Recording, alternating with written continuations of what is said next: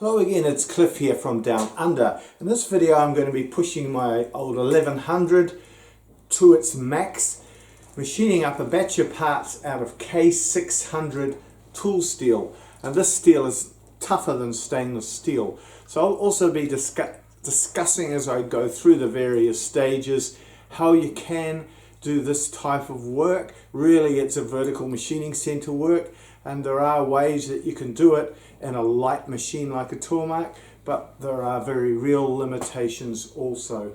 Just taking a quick look at the tool steel K600. It's a bowler steel designed for highly stressed coining tools, cutlery dies, hobbing tools, cold shear blades. So it's a very tough material. It goes up to about 56 Rockwell C maximum, and the chemical composition is carbon, silicon, manganese, chromium, molybdenum, and quite a bit of nickel.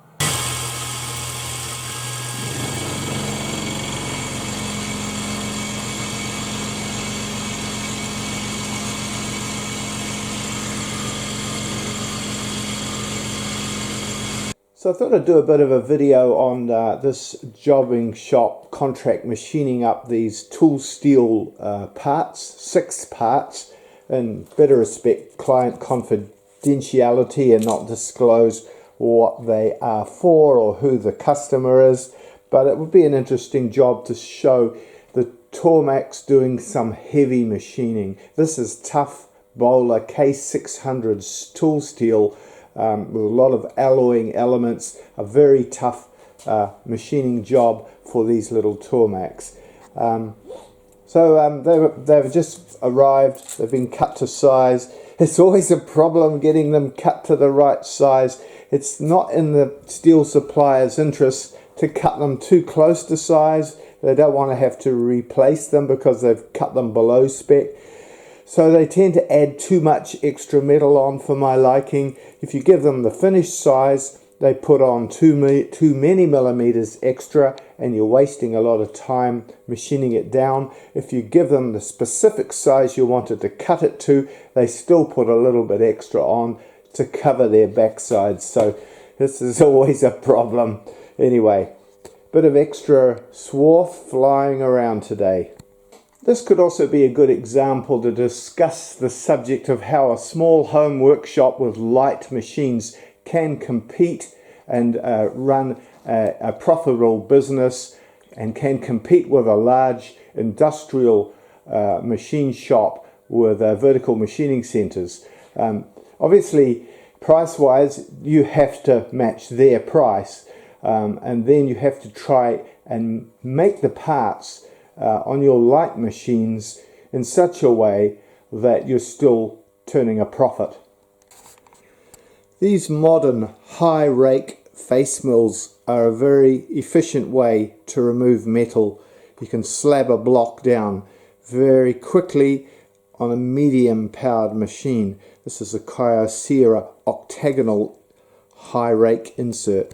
When these type of cutters first came out a few years ago, I was very dubious that they could possibly stand up to the tough tool steel machining requirements, and I put off buying them for a few years until I began to see that they are amazingly strong. Modern tungsten carbide inserts from a quality industrial manufacturer are incredibly tough, and they can machine even a really tough tool steel like this K600 amazingly well. Of course, you could use your Tormach or light CNC mill to do this stage, but it would take a lot longer. Because it's just flat surface slabbing, a low cost Chinese made manual mill like this is much more rigid. It's many times the weight, and the horsepower is transferring through to a much higher torque spindle because you've got gearing in the head, or a serious belt reduction. We're down to 400 RPM there, with serious belt reduction and a much bigger motor. and also it's a 40 international. TTS or R8 or 30 international is a much lighter way of holding your cutters, and you just can't take big cuts. You know, the whole machine is at a much lighter scale, and so for the outside of these blocks it's not really a problem doing it on a manual milling machine, a low cost heavy manual milling machine.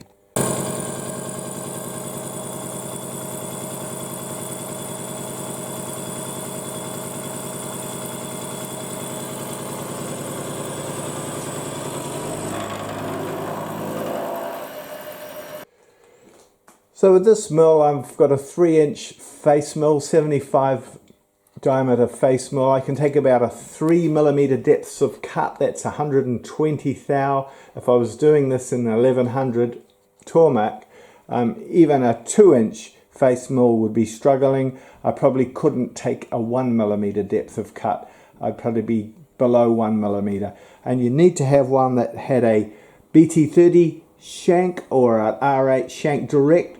You wouldn't be able to use the TTS system, it just wouldn't be rigid enough. So you can see the metal removal rate is probably 7 or 8 times more on this sort of machining, The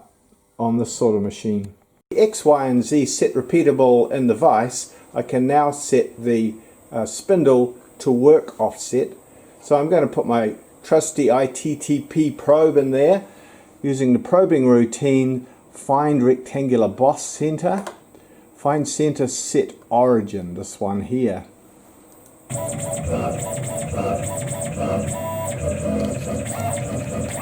So it feels around and establishes the approximate position of the block, which takes a little while when it's a big block like this. But once it gets the basic dimensions,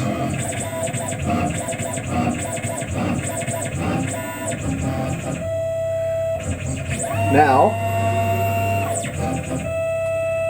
it does some accurate probes.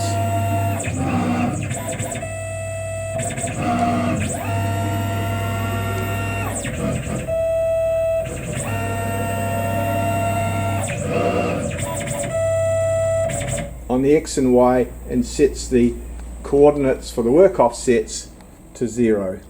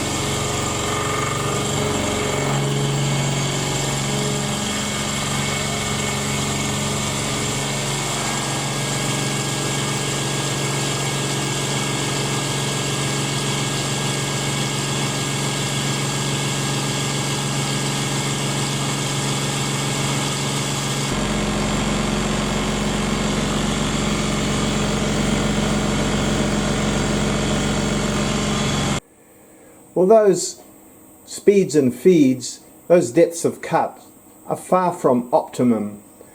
This cutter on a vertical machining center would remove metal at 5 or 10 times the rate. There just isn't the rigidity and power on this little light Tormach 1100 to take anywhere near those depths of cut. Machining this very tough tool steel K600 alloy tool steel really hard on a little machine like this. And so I know that these are optimum settings for this Tormach machine because I've run the job in the past and I've tried different depths of cuts, different RPMs, different feed rates until I got the optimum. And if I go slightly heavier and harder with this machine. It chatters and vibrates, and I can see the power on the amp meter, and I can just watch things fall apart. The cutting edge breaks down fast, the power is too much for the motor, and before you know it, you've got a meltdown situation. So you've got to run these machines at a level they're comfortable with, and the speeds and feeds and depths of cut need to be tailored to suit the limitations of a very light machine. But with this very light machine running like that, with those very light settings, with a cycle time of 1 hour 38 minutes, you know, a vertical machining center would probably do it in 15 minutes with this particular type of steel. But all the same, as long as I can run it automatically, I can go away and do something else and get that part of the job done. The other parts of the job I can do much more efficiently. So overall, I can still compete with the large industrial shops with this little workshop that I've got, provided I tailor things to suit the gear I've got and charge a realistic hourly rate on the light machines. So on a Tormach, even an 1100, your metal removal rate will be less than a quarter of an industrial milling machine. So you'll need to back off in one way or another the speeds or feeds or depth of cut in order to be within the capacity of your light machine. And so this means that while you might be able to actually do difficult work in tool steel, and by reducing the hourly rate of the machine to a low enough extent, actually manage to compete with a industrial jobbing shop, you can't do it all the time. You can't specialize in that type of work. It just gets you by if you're stuck with the odd tough job. It's not a machine that's designed to profitably compete with an industrial machine, and it's just not possible. You just flog your Tormach to death before you ever really got anywhere. But if you've just got the occasional tough job, as I do, then you can manage to get by. And well, there's number one of 6 K600 tool steel parts. Cold night last night, 3 degrees C. Not good for machine tools. This particular tool is very economical because it just uses replaceable tipped inserts, but it is a little bit harder on the 1100 than a solid carbide cutter. A new high quality solid carbide cutter, probably about a 1/2 inch or 12 mil diameter, would remove metal a little more quickly and would be a little easier on the machine. The problem is that the machine is too light to run that type of cutter in tough tool steel for very long, and after perhaps one part, the vibrations and inevitable chatter and hammering of loose chips getting between the cutting edge would break down the cutting edge, and I would have to change the cutter out every 1 or 2 parts, and that would add a high cost burden to the price of the unit price. And so while it might be quicker to remove metal, the tool costs would be higher. So this is a balance between an affordable tool cost and a reasonable cycle time. As long as it runs automatically, then I'm reasonably happy because I can go away and do something else and just hear it buzzing away in the background, check on it occasionally and look at the amp meter. If the cutter's starting to get blunt, look out because it's not far from meltdown. On light machines like the Tormachs, you really want to do everything you can to maximize tool rigidity, tool stiffness. They got very light spindles, whether it's a BT30 or an R8, they're very light. So if you can get the tool right inside the spindle, as you can with an R8 collet, you can put a tool right inside it. That gets the tool overhang to an absolute minimum. The tool is hanging out from the bottom spindle bearing. That's the most important part, the absolute minimum. That's much more rigid than having it in a tool holder that is sticking out further down and causing more chatter. So I made the absolute biggest tool that I could. That's a 19mm shank to go into an R8 collet. And I wanted to buy one, a 19mm shank with a diameter of cutter of a bit bigger than that, so that I'd have clearance going down the long vertical face, and so that this one just wasn't available. So I made one up out of a bit of tool steel, 19mm shank to take a big R8 collet, and a 21mm diameter cutting portion at the end, two of those tips. That's the tip there, an Iskar tip with a 3mm radius, and that's sort of, if I'm going to use replaceable insertable carbide tooling, that's probably about as big a diameter as you can realistically run in this tough tool steel, and it's right up inside the spindle to get maximum rigidity. This is a big advantage of R8. You can put a collet inside the spindle and put the cutter right inside the spindle, so that the projection of the cutter is very minimal. You've got the bearings here, that's where the cutter's supported, that's where the spindle's supported, and the cutter is very close. If you have a R8 holder or a TTS holder or a BT30 holder down here, and the cutter is below that down here somewhere, you get a lot less rigidity, there's a lot more flex, and you won't be able to take as good a cut. So it's a big advantage of R8. If you're interested in this subject, I did a series of videos, R8 TTS versus BT30, about a year or so ago, and there are definite advantages with both BT30 and R8 depending on your situation, depending on your requirements. So these machines are quite limited overall because they're very light, they have very low horsepower and very light spindles. R8 and BT30 are both very small taper spindles, so you can't take big cuts with them. You can't fix the problem by just putting on a bigger motor because the machine's too light anyway, and vibration will kill the cutter even though you've got more horsepower. The Tormachs are quite balanced, and you can't gain a lot by just increasing one aspect of the machine. You would have to get a bigger machine with a bigger spindle taper and a bigger motor to be able to take bigger cuts. We need to remember these Tormachs are a very light construction.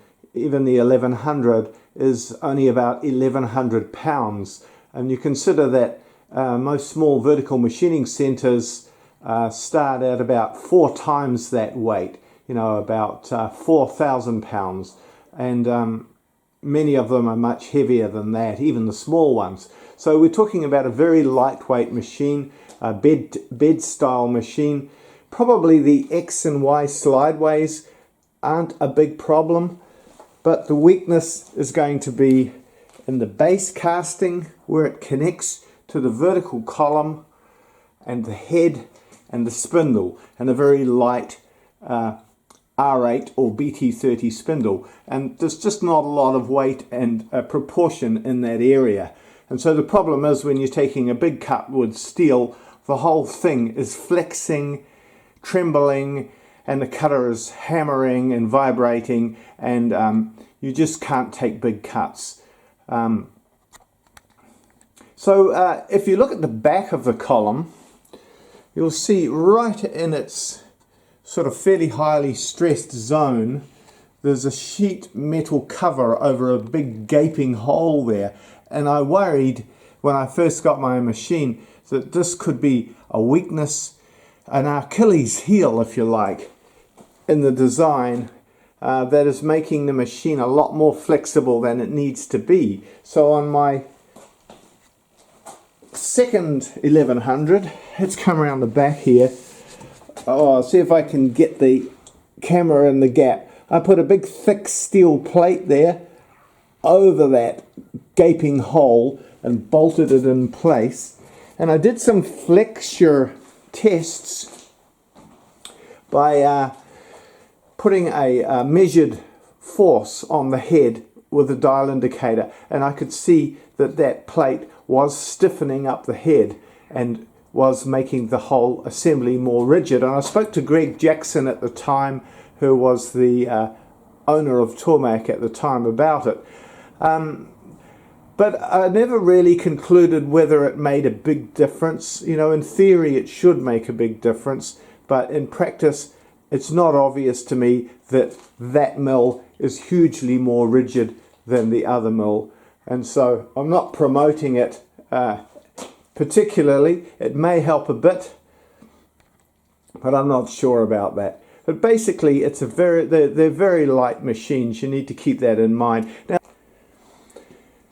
just looking at the proportions of these machines, it seems reasonably balanced. If there is an Achilles heel, it may also be in the base.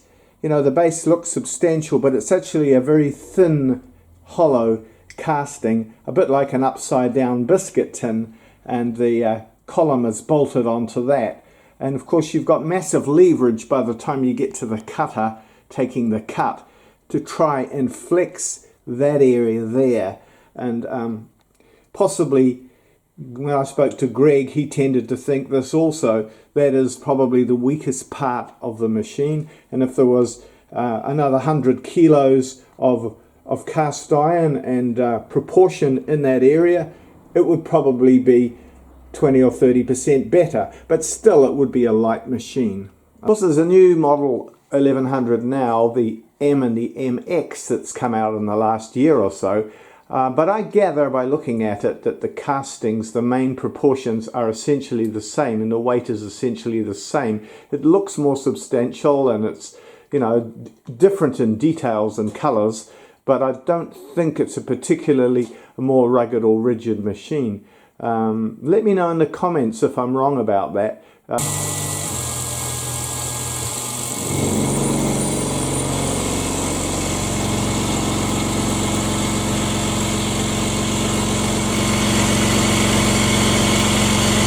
Well, as the cutter wore, I could hear it hammering and vibrating more severely, and I was watching the amp meter. When I ran this job in the older version of this Tormach, before I upgraded the spindle drive, I could see the amps increasing on the amp meter until it was getting close to the yellow zone, and then I would stop the machine and change the cutter or sharpen the cutter. But now with this new spindle drive, it seems to hold its setting a lot more. It moves very slightly, the needles in the T of the Tormach and then into the O. By the time it gets into the R, it's sounding pretty terrible and time to change the cutters. But just before that happened, I heard a strange noise that I've never heard before. And it came and went a couple of times, and I thought, this doesn't sound right.